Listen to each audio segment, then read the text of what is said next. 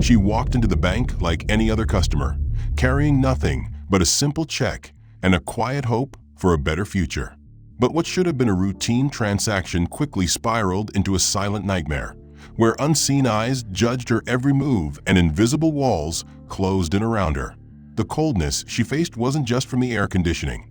It was a chilling reminder of a system designed to exclude, to question her worth before a single word was spoken. And just when it seemed her story might end in defeat, a truth surfaced that changed everything. Power revealed in the most unexpected way, forcing those who dismissed her to reckon with the consequences of their prejudice. This is a story about resilience, injustice, and the fight to reclaim dignity in a world too quick to judge. If you're ready for a journey that will grip your heart and challenge what you thought you knew, like, subscribe, and share your thoughts below. Where are you watching from? Join the conversation and stand with us. The heavy glass doors swung shut behind her with a mechanical hiss, sealing her into the hushed chill of the bank's lobby. The air smelled like disinfectant and paper, a manufactured sterility that matched the pristine, soulless gleam of the marble floor under her sneakers. She paused for a breath, not because she was tired, but because she had to steady herself. This was supposed to be a small moment, but it felt enormous. Her hoodie was clean, but worn thin at the sleeves. Her jeans had been ironed, though their edges were frayed. The white sneakers were old, not dirty, just used, with creases across the toes that told stories of long walks and bus stops.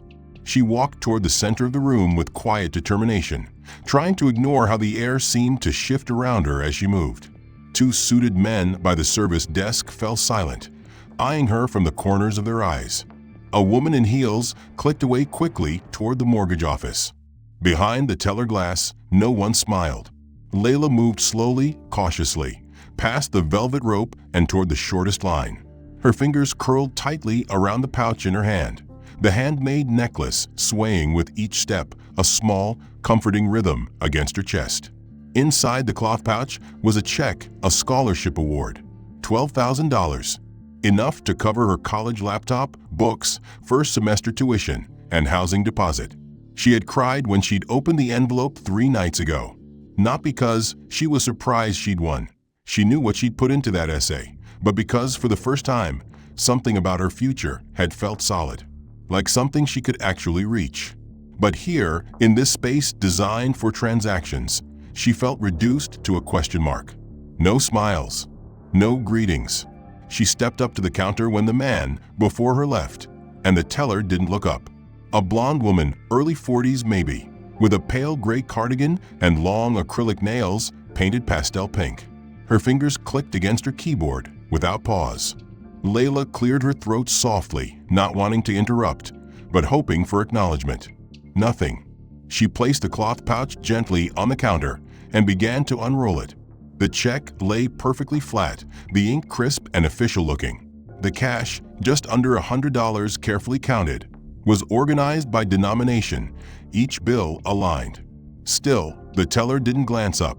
Her hand moved underneath the counter, a fluid, practiced motion. Layla caught it from the corner of her eye, the quiet pressing of a button. Maybe an alert, maybe security, she wasn't sure. But her stomach turned with a tight pinch. She forced herself to speak. "I'd like to make a deposit." Still nothing. Then, finally, the teller's eyes flicked up. But it wasn't a look of welcome. It was a scan from the worn hoodie to the necklace, to the puff of curls tied tightly behind Layla's head. The gaze landed, judged, and moved on. The teller reached out, not for the check, but for a paper form. She slid it across the counter with a pen. "Fill this out first." No further instructions. No offer to help. Layla nodded silently and began to write. Her hands trembled slightly, though she tried to hide it by anchoring her elbow to the edge of the counter. Behind her, she could feel eyes watching. A man in a business suit, a white woman in yoga leggings holding a baby carrier. Layla's presence seemed to suck the air out of the space. When she returned the form, the teller took it, glanced at it briefly, then looked up again. "This deposit amount needs to be verified. Please wait over there." No explanation. No attempt to view the documents. Layla looked toward the row of plastic chairs against the far wall, a place where customers waited when their business wasn't welcome at the front. She hesitated. Is something wrong? The teller's lips tightened. Please wait. A manager will speak with you. That was it. Just dismissal. As if she'd done something wrong, though no one would say what. The envelope remained untouched on the counter. Layla took it back, her fingers now gripping it harder than she intended.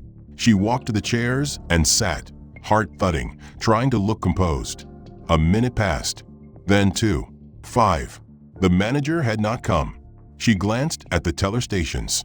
A white man in slacks and a polo shirt approached the window where she had just stood. He handed over an envelope, similar size to hers. The teller smiled at him. She took his envelope without hesitation. A receipt was printed moments later. Layla's chest tightened. She didn't understand. She'd followed every step. Her name was on the account. The check was real. She felt invisible and exposed at the same time. She opened the pouch and checked the check again. Her name, her address, the memo. Community Excellence Scholarship Award. Nothing had changed. Still, she sat there, feeling smaller with every breath. A security guard passed by slowly. He didn't look at her, but she noticed his hand hover near his radio. Another silent message. The manager eventually approached. He was tall, sharp-shouldered, with a tie striped in red and gray. He didn't sit. He didn't smile. He looked down at her as if evaluating a misplaced package. Still outside the bank, Layla stood motionless beneath the wide, tinted awning, sunlight casting long reflections through the clean glass. The rejection still echoed in her head. Her breath remained shallow, not quite enough to fill her lungs as the weight of it pressed on her chest. She didn't move because she didn't know where else to go. Her hand still clutched the cloth pouch as though someone might try to rip it away. Then, in the same breath that brought resolve to her trembling lips, she stepped back toward the entrance. She wasn't ready to leave this unfinished. Not yet. Her fingers tightened around the straps of her backpack. She squared her shoulders, and she walked back in. Inside, nothing had changed except the arrival of new customers. She spotted him almost instantly. White, mid-40s, business casual from head to toe. A crisp button-down tucked into tailored slacks, leather belt, Rolex peeking out from a sleeve. His shoes clicked with intent as he strode confidently toward the same counter where Layla had been denied. No hesitation in his step, no tension in his face. She hadn't even noticed him behind her when she first arrived. He must have walked in seconds after she did, yet there he was, greeted by name. Denise, the teller who hadn't so much as nodded at Layla, beamed like he was an old friend returning from vacation. Her voice, cold and clipped minutes earlier, was now bright with laughter. She leaned over the counter to hand him a small bottle of cold water. Her hand even brushed his slightly, something that made her laugh louder. There was no request for forms, no manager called, no subtle press of buttons under the desk. His envelope was accepted instantly, scanned without scrutiny, and followed by a receipt printed before Layla had even crossed the halfway point back into the line. She hesitated, unsure where to stand. She wasn't sure she was welcome anywhere. The velvet ropes now seemed like barriers rather than guides, and a small red sign had been posted that read, "Please wait for assistance before approaching counters." It hadn't been there before. A male banker, tall and lean, wearing rimless glasses, stepped from behind the customer service desk and motioned toward her. She approached carefully, watching his face for clues. His smile was thin, obligatory, a practiced upward curl of the lips without warmth. "Could you wait right over here?" he said, gesturing toward an area near the front but off to the side, adjacent to the line but outside of it. She blinked. "I already spoke with the teller. I was just trying to—" "Yes," he interrupted, the smile never changing. "We're just finalizing a few things. Someone will be with you shortly." He didn't make eye contact as he turned away. There was no chair, no window, just a narrow space against the wall near a tall ficus plant, half blocked by a digital kiosk that displayed the bank's credit card offers. Layla stepped into the spot, confused, standing stiffly with the envelope still in her hand. She shifted her weight from one foot to the other. Behind her, the security guard had moved. He now stood several feet away, arms crossed over his chest, eyes scanning the room, but always returning to her. His hand rested casually on the radio clipped to his belt, thumb hovering near the button. Not aggressive, just there, present, watching. Layla looked back toward the counter. Another customer was being served, this time a middle-aged white woman with her hair swept up in a tight bun, diamond studs flashing on her ears. She barely had time to say a word before the teller behind the glass, a young man with a wide grin, slid open the window and welcomed her in. Layla watched the exchange play out with mechanical speed. "Hello, thank you. Here's your receipt." Less than a minute. No one else was waiting. The lobby had emptied slightly. Still, Layla was not called forward. The digital kiosk next to her flickered, displaying smiling families with text that read, "We're here for your future." Her fingers, still wrapped tightly around the strap of her bag, were starting to ache from the pressure. She shifted again, trying to stretch without drawing attention. Every move she made felt amplified, like a wrong step would trigger an alarm. The silence that surrounded her wasn't stillness. It was loaded. It was a performance, quiet enough to be deniable, but obvious enough to be humiliating. She was being handled, but no one would admit it. A few more customers came and went. Some laughed. Some thanked the staff by name. One even joked with the guard, calling him Big Mike before giving him a fist bump. Layla stayed where she was, eyes fixed on the floor tiles beneath her feet, each one a perfect square, perfectly clean, like nothing messy was ever allowed to touch them. Finally, another banker approached. She was younger than the others, with a tablet in her hands and a tight expression on her face. She didn't smile, didn't introduce herself. She simply asked for Layla's name, then clicked something on her screen and told her to remain where she was. Again, no questions about the deposit, no confirmation of identity, just instructions to wait. Layla nodded, barely able to trust her voice anymore. Her throat was dry, and her heart was beating so hard she thought the sound might escape her chest. She shifted again, and her bracelet clinked softly against the buckle of her backpack strap. That tiny sound echoed more than any word she could have spoken. She thought about leaving, about walking out and pretending none of this had happened. But what would that prove? That she accepted this treatment? That she didn't belong here? And still, here she was, standing in a bank lobby like she had wandered into a private club without a membership card. Not because she didn't follow the rules, but because she had been marked the moment she walked in. And now, with her legs growing sore from standing so long and her heart sinking deeper into silence, Layla began to understand something she had never wanted to believe. Sometimes they didn't have to say no out loud. They just had to wait you out until you gave up. But she wasn't ready to give up. Layla remained where they had instructed her to wait, standing beside the artificial ficus plant near the touchscreen kiosk that now flashed a new slogan: security, trust, integrity. The irony didn't register as funny. She had now been there for almost 20 minutes, unmoved, unattended, and increasingly invisible to the staff, while hyper-visible to everyone else. Her phone buzzed quietly in her pocket, but she didn't reach for it. She was focused on standing still, maintaining posture, showing calm, a kind of deliberate stillness she had practiced over the years in classrooms, in stores, in spaces where presence alone could be treated like a disturbance. She could feel the weight of 1,000 little judgments pressing in like humid air. The teller who had first refused her now stepped out from behind the glass partition and crossed the room with a stack of papers. On her way, she glanced sideways toward Layla, not stopping, but long enough to lock eyes. There was a flicker there, not surprise, not sympathy, just a cold, clinical sizing up, like a risk assessment being quietly processed in her mind. Then she whispered something to the banker with the rimless glasses, who looked up from his monitor and turned slowly toward Layla. Their eyes met. He didn't smile. Instead, he leaned toward his monitor and tapped the side of it twice, prompting the woman to lean in. They both stared at the screen for a few seconds, and then the man turned his head slightly, lifted his voice, not shouting, but enough to be heard over the gentle hum of keyboards and printer paper. "Looks like we've got a flagged deposit. high-risk transaction protocols in place. He didn't say it to anyone directly, but his tone projected across the room like a quiet siren. The phrase landed like a slap. A man waiting near the front leaned forward slightly in curiosity. A woman 2 seats down from Layla adjusted her purse strap, glancing sideways without trying to hide it. Layla stood frozen, her fingers white around the strap of her backpack.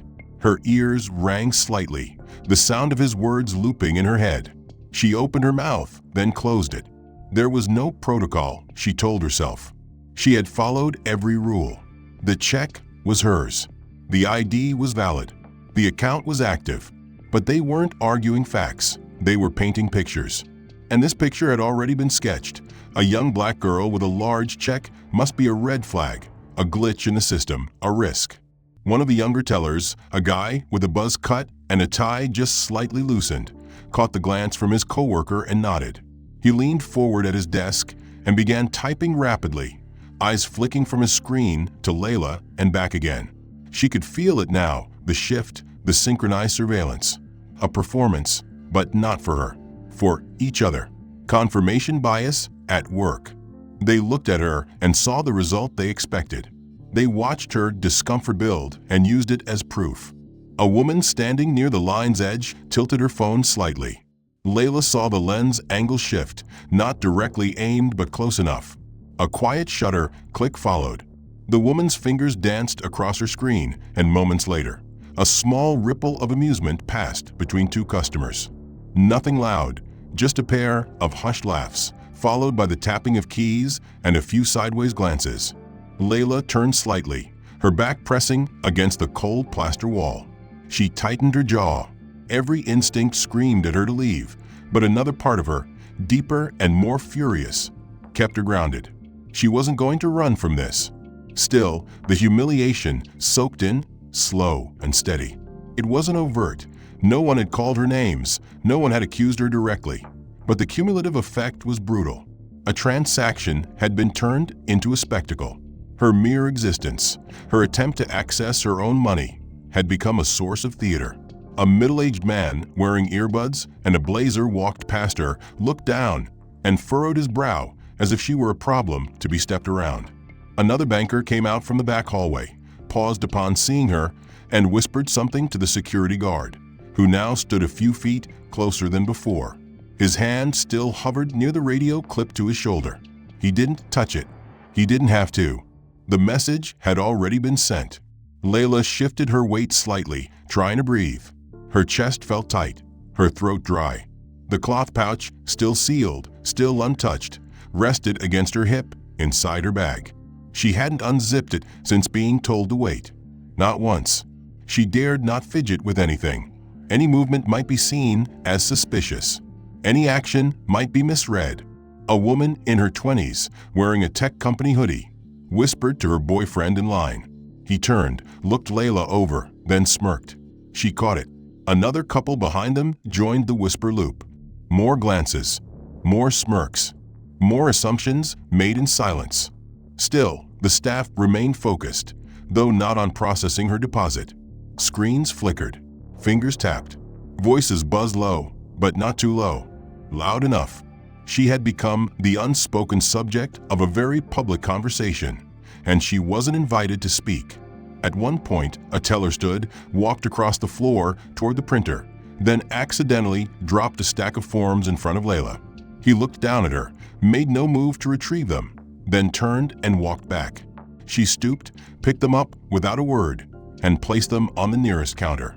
The banker returned moments later and collected them without acknowledgement. A few feet away, the security guard shifted his stance again, still saying nothing. A manager finally emerged from a glass office again, this time walking with a clipboard and talking to someone over a headset. He paused when he reached the center of the room, scanned the lobby, and locked eyes with Layla. There was no recognition, no apology, no sense of urgency. He turned his head, said something into the headset, then walked away. Layla, still standing, still waiting, began to feel the strain in her legs. She hadn't sat down in nearly 40 minutes. She shifted her weight and adjusted the strap on her shoulder, careful not to appear agitated. A sharp laugh echoed from behind one of the counters. The kind that follows a text message, the kind shared between co-workers about something funny. Her muscles were tight, her jaw clenched, and every small action taken by staff seemed designed to remind her that she was out of place. She tried to maintain composure, gripping the strap of her bag like a lifeline, still refusing to abandon her check. No one had told her to leave, but they didn't have to. The message was already clear. She didn't belong here, not in this branch, not in this room, not in the same system that smiled at the man who had walked in after her and was served before her, without question. She kept telling herself to wait. Maybe someone with sense would finally take her deposit. Maybe a decent employee would see what was happening and step in. But what came next was not clarity. It was escalation. A woman from a front desk, dressed in navy with a badge that read teller support, approached her with a kind of cautious professionalism reserved for suspected shoplifters and loiterers. She held a clipboard and a neutral expression. "We'll need you to complete these again," she said, handing Layla a duplicate of the deposit form she had already filled out 40 minutes ago. There was an issue with the initial submission. No apology, no detail, just a flat delivery. Layla blinked. But it was... She cut herself off. She could hear her voice wavering. She didn't want to sound combative. That would be another strike. She took the form with hands that were beginning to tremble again. She leaned on the narrow wall ledge beside her, trying to steady her handwriting. Her fingers were stiff from holding her bag so tightly. She filled out the same details: name, account number, deposit amount. Her pen pressing harder this time, the strokes deeper in the paper. She handed it back. The woman nodded and walked off without saying thank you. Minutes passed. Then another banker came. This time, a tall man in a slate gray vest with a laminated ID clipped to his shirt collar. "Miss Monette," he said, overly formal. "We're unable to process this without confirmation of address. Can you provide verification?" Layla's brows drew together. "I already gave my ID. My address is printed right there." She pointed at the check still untouched in her pouch. "It matches my account." "I've already submitted that when I opened." "We understand," the banker interrupted. "But for this particular amount, the system requires another level of validation. Do you have something like a utility bill?" "I'm 17, Layla said, more quietly than she wanted. "The account was set up with my guardian. I don't pay utilities." "I see," he said flatly, as if confirming a hunch. "Please wait here. We'll speak with the manager again." She didn't respond. What was there to say? She stood frozen, and the banker walked off as if she hadn't spoken at all. She felt her face flush with frustration. This wasn't about protocol. It was a performance, a dragging out of steps she already followed, turning every form into a hurdle, every requirement into a shifting post.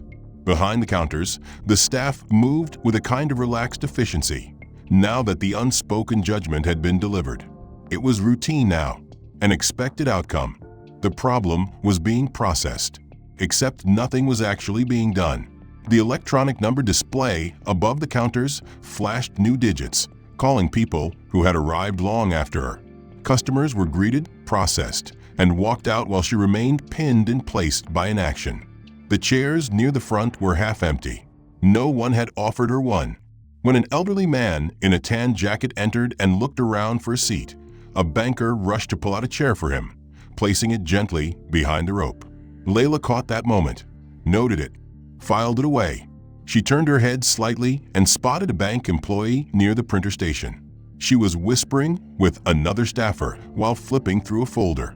As the woman passed her to deliver documents to a colleague, she dropped a page on the floor, right near Layla's feet. Without pausing, she looked directly at Layla, then back down at the paper, as if to say, "Well, are you going to be helpful?"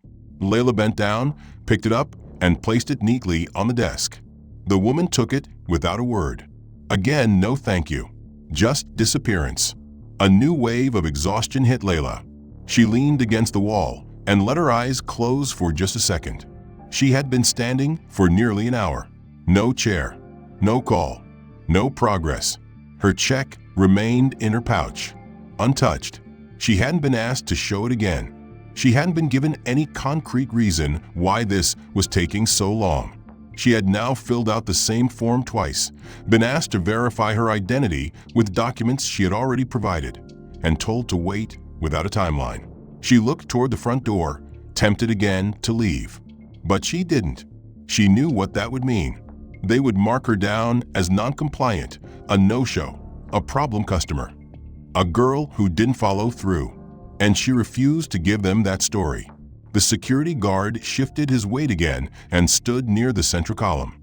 He adjusted his radio volume, clearly audible now from where Layla stood. She caught fragments. Still on the floor, hasn't moved, manager's checking, over an hour now. He wasn't whispering. He wasn't trying to hide it. His voice was calm, but the content was barbed. He was reporting on her like she was a disturbance, not a customer, a variable, a security risk. She pressed her lips together, swallowing down the urge to cry. She hadn't cried in public in years. It was a matter of pride. It was also survival. Then a third banker approached. This one had a clipboard in hand and an apologetic expression, but Layla saw through it. "Sorry for the wait," she said in a sing-song voice, too sweet to be real. "The manager just needs one final piece of documentation. We're asking you to fill this out again, just in case the formatting on the last one didn't upload correctly." Layla stared at her. "You need me to fill it out a third time?" The woman didn't blink. "It's just a precaution." She handed her the same form again. Layla took it, stunned silent, and repeated the same process for a third time. Her handwriting was shaking now. She could barely see the lines. Despite her effort to appear composed, her breath came shallow and quick, a subtle tremor in her chest betraying the stress she kept hidden behind her calm gaze. She tried to focus on the rhythm of her heartbeat, counting slowly to 10 with each inhale and exhale, reminding herself that she was still in control. But the surroundings conspired against her. The hushed murmurs of bank employees at the counters filtered through the air like whispers from another world, one where she did not belong. She was acutely aware of their presence, though none acknowledged her.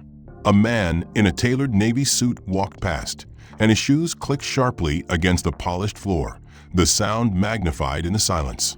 His eyes flicked toward her and immediately looked away, a fleeting smirk barely concealed as he exchanged a glance with a colleague. She caught the exchange and felt the heat rise in her cheeks. It was the kind of look that reduced a person to a caricature, a joke told in private. No words were spoken, but the sting was unmistakable. The bank had become a stage for this silent humiliation. The walls themselves seemed to close in, closing off any hope of escape. The air conditioning hummed steadily, but it brought no relief. Instead, it circulated the tension, thickening the atmosphere. A security guard stationed near the door adjusted his headset and shifted his weight onto one foot, casting a glance in Layla's direction, though never making eye contact. His hand rested casually on his radio, ready to summon assistance if needed. It was a quiet reminder that she was being watched, contained, controlled. Her eyes flicked toward a bench near the entrance, where several customers sat comfortably, some chatting softly, others scrolling on their phones, none of them black, none of them waiting for approval. Layla's legs begged for rest, but no one offered a seat. The refusal to grant her such a simple kindness was a silent verdict. She was not a guest here. At the teller window, the staff moved with practiced efficiency. One woman, the same blonde teller who first refused Layla, leaned toward a colleague and muttered something low enough to be inaudible from where Layla stood, but her expression was unmistakably amused.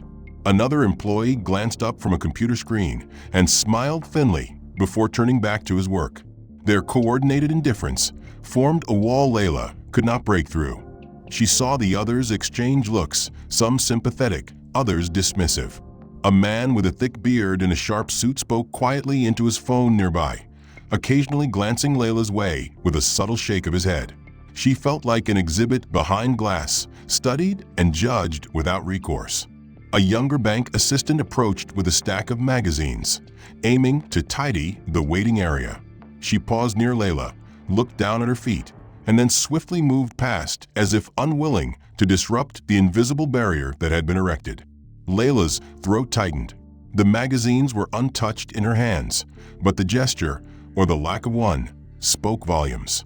The absence of human warmth weighed heavier than any insult.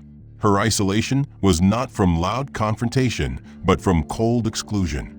No hand extended, no words of comfort, no offer to ease her burden. Only the persistent message that she was separate, other, lesser. In the corner of the room, a customer fished out their phone and casually aimed the camera in Layla's direction. The shutter clicked quietly. Layla spotted the flash of the screen, but before she could react, the image was already being passed along unseen group chats and social media threads. A ripple of soft laughter echoed from behind the teller counter, blending with the rhythmic tapping of keyboards. There were no explicit threats, no verbal attacks, but the scene was orchestrated to maximize discomfort and shame. Layla felt the weight of their eyes, the sharpness of their smiles, the sting of their shared joke. Her fingers trembled, the edge of her resolve fraying. Then a sudden movement. One of the managers approached and spoke quietly with the head of security. They glanced at Layla, exchanged a brief nod, and the guard took a few steps closer.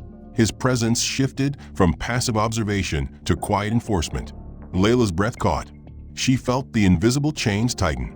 The staff's subtle hostility had become institutionalized control. She was no longer a customer. She was a problem to be managed. As the afternoon sun dipped lower outside, casting long shadows through the tall windows, Layla remained standing, unseen but exposed. Her mind raced, questions spinning, emotions boiling beneath the surface. How many more forms would she be asked to fill out? How many more hours would she stand in silence? How many more times would her dignity be chipped away by looks and whispers? The future she had dreamed of, the college, the freedom, the opportunity, felt as distant as the stars beyond the glass ceiling.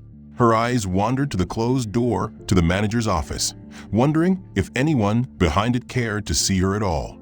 She thought about leaving, but the weight of giving up was heavier than any waiting game. She was trapped between invisibility and public scrutiny, isolation and humiliation, endurance and despair. Despite following every demand, filling out forms multiple times, providing documents she didn't even have, she was met only with more delay and silence. The quiet hostility of the staff had shifted from mere exclusion to something far more deliberate, a stripping away of her dignity piece by piece. The cloth pouch containing her check was still tucked securely inside her backpack, untouched and unacknowledged by the bank. She hadn't dared to ask for it back. It was her last tether to the future she'd worked so hard for. Across the lobby, the bank employees moved like choreographed players in a play where Layla was the uninvited guest. Denise, the blonde teller who had first refused her, paced behind the counter, occasionally throwing glances Layla's way. Her lips twitched into a thin smile whenever she caught Layla looking, a smile that didn't reach her eyes. Behind her, the man with rimless glasses and the security guard whispered under their breath, watching the scene unfold with cold detachment. The manager finally emerged from his glass office, face unreadable, and strode directly to the teller station. Layla watched from her isolated corner as the manager and teller exchanged a few words, nodding, glancing again toward where Layla stood. Then came the moment that crushed what little strength she had left. The manager pulled a small yellow sticky note from his pocket and handed it to Denise, who affixed it to the computer monitor in front of her. Layla caught the words from a glance, flagged account high risk. Do not process without manager approval. It was a label, a brand, an official seal of suspicion that meant she was no longer a customer to be served, but a liability to be managed. Layla's breath hitched. The word risk hammered in her chest like a warning bell, a silent verdict on her worth. Moments later, one of the bank staff lifted a company phone and raised it, recording a short, covert video of Layla standing by the wall. The camera's lens focused on her from a distance, capturing the stoic look on her face, the frayed hoodie, the taut grip on her backpack strap. The recording was deliberate, clinical, a piece of evidence, a justification for the ongoing treatment she endured. Layla's eyes flicked toward the phone, and for a brief second, their gazes locked. But the employee's expression was unreadable, cold and indifferent. The video continued. Layla's face remained calm, but inside, a storm raged. Her legs finally gave way under her. The world tilted slightly as exhaustion flooded her body. She leaned against the wall, closing her eyes for a moment to stave off tears. The humiliation she endured wasn't born of angry words or harsh accusations. It was woven into every calculated, quiet action. The repeated delays, the whispered conversations, the judgmental glances, the deliberate documentation of her presence as a problem. She was not allowed to forget she was considered suspicious simply for being who she was. The door to the manager's office swung open suddenly. A middle-aged woman with a clipboard appeared, her face etched with professional concern but devoid of empathy. She approached Layla with a printed form, holding it out. "This is a final request for additional verification. Without it, we cannot process your deposit." Layla opened her eyes, the words hitting like a punch. She shook her head slowly, voice barely audible. "I don't have any more documents. This is all I have." The woman's expression didn't change. "I'm sorry. Bank policy." She turned and walked away, leaving Layla alone with her empty hands. As the afternoon waned into early evening, the light in the lobby shifted from bright white to a duller hue, but Layla was still standing. Other customers had come and gone, some stopping to exchange polite hellos with staff who barely glanced her way. A few whispered nearby, their eyes darting to her with barely concealed curiosity and thinly veiled judgment.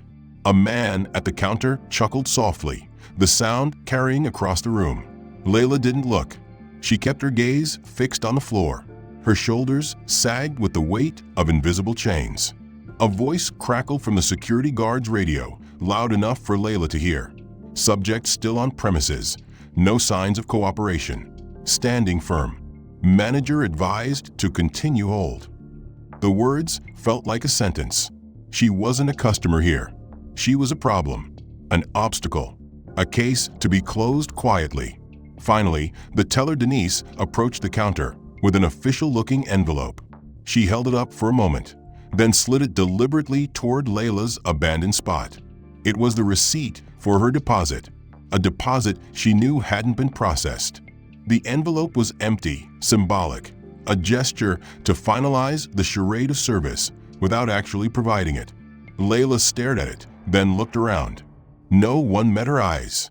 No apology came, just the hum of the fluorescent lights and the distant sound of the city beyond the bank's front doors. Her hands trembled as she reached out, fingers brushing the envelope before pulling back. She looked once more toward the teller. Denise's smile was polite but hollow, the kind given to a child who had been scolded rather than comforted. Layla slowly turned away, gathering her belongings. The security guard opened the door silently, motioning her out without a word. She walked through the heavy glass doors into the cooling air of the evening, swallowing back the tears that threatened to spill. The city lights flickered on, casting long shadows that stretched across the pavement, and the noise of passing cars and distant sirens filled the silence between her ragged breaths.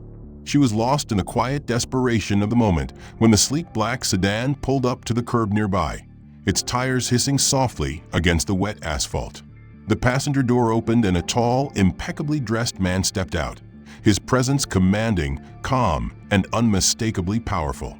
Ashvin Monet, Layla's father, moved with the assured ease of a man accustomed to control and respect. His tailored navy suit hung perfectly on his frame, the faint glint of an expensive watch visible beneath his cuff as he strode toward the bank's entrance. His dark eyes scanned the street, immediately locking onto Layla's trembling figure as she stood, isolated, clutching the evidence of her ordeal. Without hesitation, he closed the distance between them in a few purposeful strides. Layla's lips parted, but no words came out. Ashvin reached out, gently taking the pouch from her hands and slipping it into the inside pocket of his blazer. His gaze softened for the briefest moment as he looked down at her. Recognition, pride, and fury mingled in his eyes. No one outside this moment could see what passed between them, but it was enough. He placed a firm hand on her shoulder, grounding her, reminding her she was not alone. The bank door swung open once more as Ashvin entered, his figure radiating authority that instantly shifted the energy inside. Staff members who had earlier dismissed Layla turned their heads, their faces tightening as they caught sight of him. The security guard stiffened, fingers tightening on the radio clipped to his belt, but he did not move. Ashvin's strides carried him straight to the teller counter, his voice calm but resolute as he addressed Denise, the woman who had first denied his daughter's deposit. She swallowed nervously, her smile fading under his intense gaze. He produced a sleek black card from his wallet, a platinum credit card embossed with the logo of a prestigious investment firm. "I'm Ashvin Manette," he said quietly, "founder and CEO of Manette Capital Partners. Our family maintains multiple accounts here, totaling well over $40 million. The room seemed to pause, the usual hum of typing and whispering fading to silence. The teller's fingers trembled as she reached for the card, her earlier confidence shattered. The branch manager hurried out of his office, face pale and mouth tight, as if he'd just been caught in a lie. Ashvin didn't raise his voice or issue threats. He simply looked around the room, at the staff, the security, the customers, and then back at Denise. "Explain to me why my daughter was refused service." The question hung in the air like a challenge. No one answered immediately. The tension was palpable. The customers shifted uncomfortably. Ashvin's presence alone changed the atmosphere from one of quiet exclusion to one of accountability. Meanwhile, Layla stood nearby, the anger and shame that had weighed so heavily on her moments before now replaced by a cautious hope. She watched as her father calmly dismantled the wall of indifference and suspicion, his words cutting through the haze of prejudice like a blade. A young banker whispered into a headset, and the manager was summoned to the counter again, this time with a forced apology and a promise to rectify the situation immediately. Ashvin's expression didn't soften, but his voice held the quiet power of a man used to getting results. He made a call on his phone, speaking briefly and clearly. Layla heard enough to know he was mobilizing resources, ensuring the bank would not get away with what had happened. When he ended the call, he turned to his daughter, a small smile breaking through the tension. The teller Denise, who had earlier treated Layla with dismissive coldness, now struggled to maintain her composure. Her smile had disappeared entirely, replaced by a thin line of nervous tension. The branch manager, who had previously ignored Layla's plight, now hurried to the counter, his footsteps echoing sharply on the marble floor. His face was pale, the practiced calm replaced by barely concealed panic. Ashvin's eyes never left Denise as he stated his name and position again, his voice low and firm. "I am Ashvin Manette, CEO of Manette Capital Partners. Our family holds multiple accounts here. Combined, they exceed $40 million. The weight of those words settled over the room like a thick fog. Suddenly, the whispers and laughter ceased. The casual indifference vanished. It was clear that what had been done to Layla was no longer just an oversight. It was an affront to a powerful family with deep ties to the bank. The bank staff exchanged uneasy glances, realizing the consequences of their actions were far greater than they had imagined.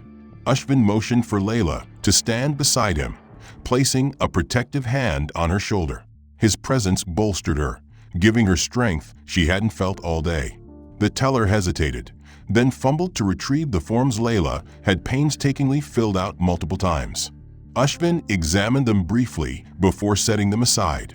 "There is no need for further documentation," he said firmly. "The account is valid, the funds are legitimate, and the customer is entitled to service without delay." His words carried the weight of absolute certainty, leaving no room for argument. The branch manager cleared his throat and offered a shaky apology. "Mr. Manette, we deeply regret the inconvenience. This situation does not reflect our standards. We will ensure your daughter's deposit is processed immediately." Ashvin nodded once, his gaze never wavering. "Thank you. I expect that to happen promptly." As the manager spoke to the teller, instructing her to prioritize Layla's transaction, Ashvin's phone buzzed quietly. He glanced at it and made a brief call. The tone was professional, precise. he informed a team of lawyers and PR experts about the situation unfolding at the bank.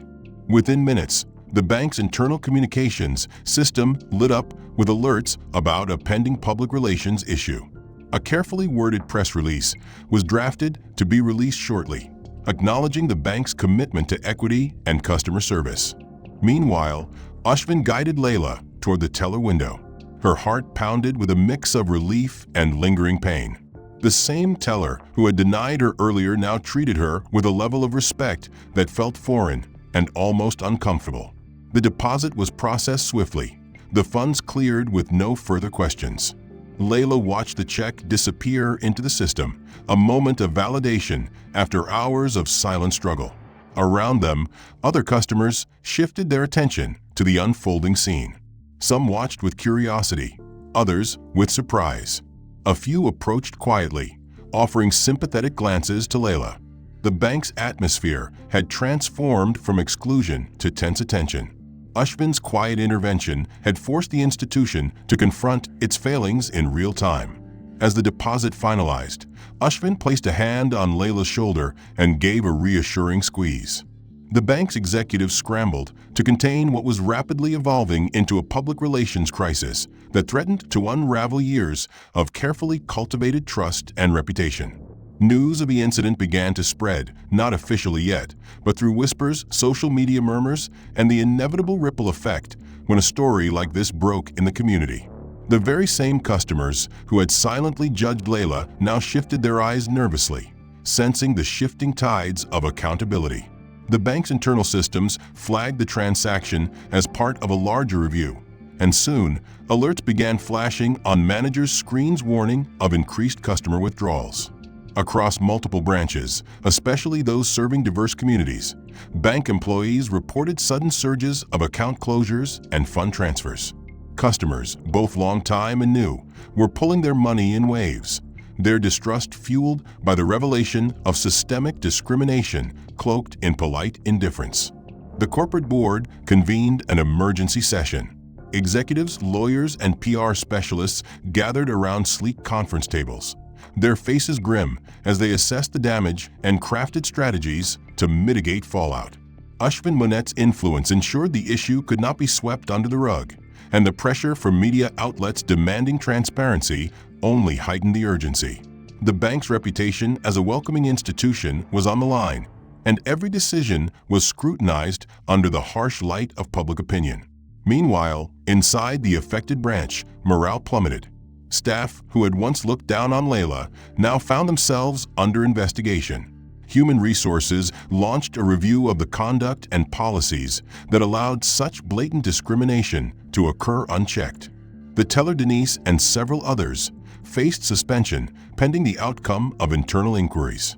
Layla's story, once a quiet personal battle, had sparked a corporate reckoning. Social media amplified the incident, with hashtags calling out banking while black and justice for Layla trending across platforms.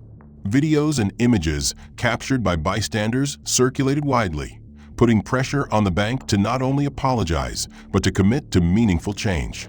The ripple effect reached customers across the country.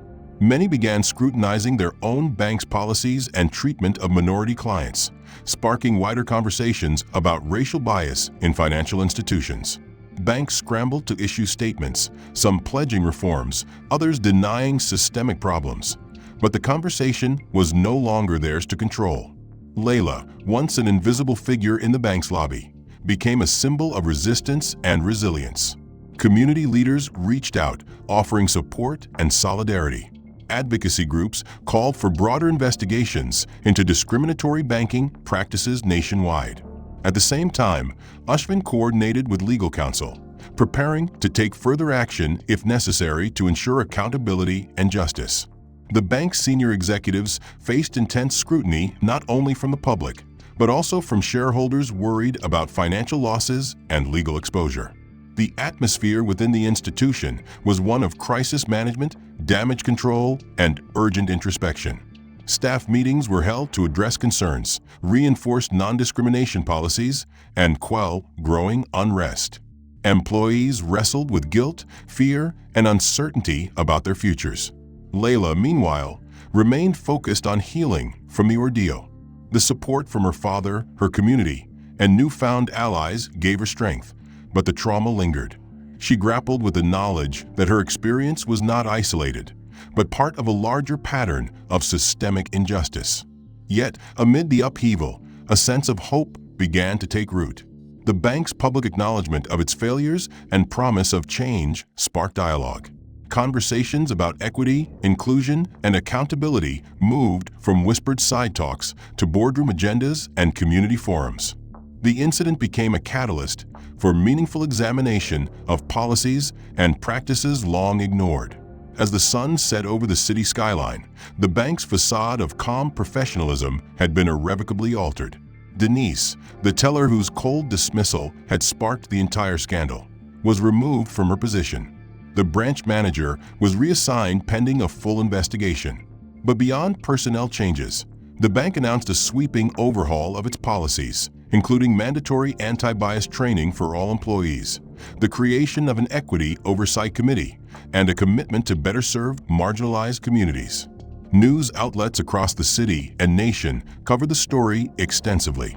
Headlines highlighted the courage of Layla, the determination of Ashvin, and the reckoning faced by a major financial institution. The story was no longer just about one young woman denied her rightful service. It had become a symbol of systemic injustice confronted and challenged. Layla, once invisible in the lobby, was now a recognized voice advocating for fairness and accountability. She participated in community panels, spoke to local youth about resilience and rights, and partnered with nonprofit organizations focused on financial literacy and racial equity. Her experience ignited conversations far beyond banking halls. Conversations about dignity, respect, and the importance of standing up against discrimination in all its forms. Ashvin remained a steady pillar beside her, not just as a father, but as an ally committed to using his influence to foster lasting change. Together, they worked to establish a scholarship fund in Layla's name, dedicated to supporting students from underserved backgrounds pursuing higher education. Their story inspired others who had faced similar struggles to share their experiences and demand justice. For the bank, the aftermath was a reckoning that reshaped its culture. New leadership emphasized transparency and inclusivity. Customer service standards were redefined to prioritize empathy and respect above all. The bank invested in community partnerships and outreach programs to rebuild trust and demonstrate its commitment to change. Yet, the path forward was not without challenges. Deep-seated biases and institutional inertia could not be undone overnight. Employees wrestled with their own prejudices. Policies required constant reinforcement. But the acknowledgement of wrongdoing and willingness to confront uncomfortable truths marked a critical turning point. In quiet moments, Layla reflected on her journey, from the fear and humiliation inside those glass walls to the empowerment she now carried. She understood that justice was not a single event, but a continuous effort.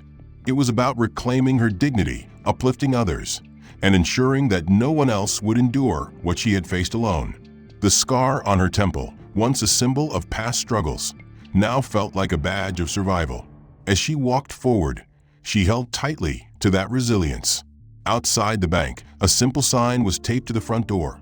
Wealth can be moved. Dignity stays. It was a message that echoed far beyond finance, an enduring reminder that true worth could never be quantified or diminished by prejudice. The bank had lost money that day, but Layla and her family gained something far more valuable: recognition, justice, and the spark of change that refused to be extinguished. The end. If you enjoyed this story, please like and subscribe so you don't miss future chapters filled with gripping drama and powerful messages. We'd love to hear your thoughts on the plot. What moment impacted you the most? And let us know where you're watching from by dropping a comment below. Your support and feedback help us tell stories that matter.